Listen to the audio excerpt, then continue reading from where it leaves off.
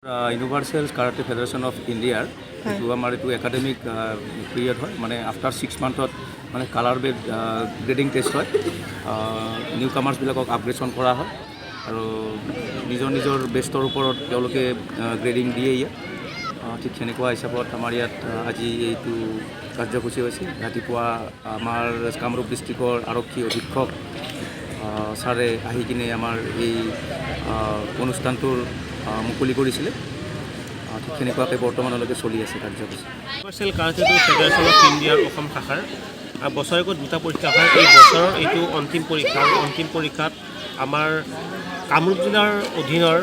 প্ৰায় 300 ছাত্ৰ ছাত্ৰী আজিৰ এই পৰীক্ষাত অৱতীৰ্ণ হৈছে আৰু পুৱাৰ ভাগত আমাৰ এই অনুষ্ঠানৰ শুভাৰম্ভ কৰিছে কামৰূপ জিলাৰ আৰক্ষী অধীক্ষক কৃষ্ণচন্দ্ৰ ৰায় ডাঙৰীয়াই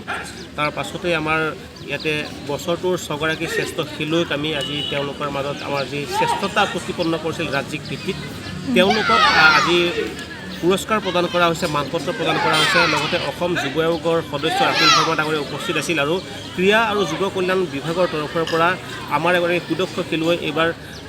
ৰাজ্যিক পৰ্যায়ত সোণৰ পদক লাভ কৰিবলৈ সক্ষম হৈছে লগতে ইউথ অলিম্পিক আৰু নৰ্থ ইষ্ট অলিম্পিকতো তেখেতে পাৰ্টিচিপেট কৰিছিল ইউথ অলিম্পিকত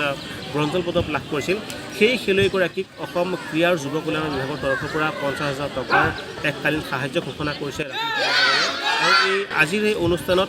প্ৰায় 300 গৰাকী পৰীক্ষাৰ্থী অংশগ্ৰহণ কৰিছে আৰু খুবেই ভাল লাগিছে যে হাজো অঞ্চলত এনেদৰে যে